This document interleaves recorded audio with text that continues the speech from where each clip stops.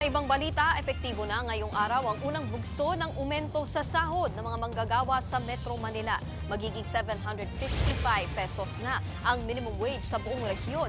Dagdag 60 pesos yan mula sa dating 695 pesos na arawang sahod. Sa January 20, 2027, may kasunod pang 25 pesos na dagdag sahod para maging 780 pesos ang minimum wage sa Metro Manila. Paliwanag ng DOLE, hinati ang umento sa sahod para hindi gaanong mabigat sa maliliit na negosyo. Pero para sa ilang manggagawa, kulang na kulang ang dagdag sahod.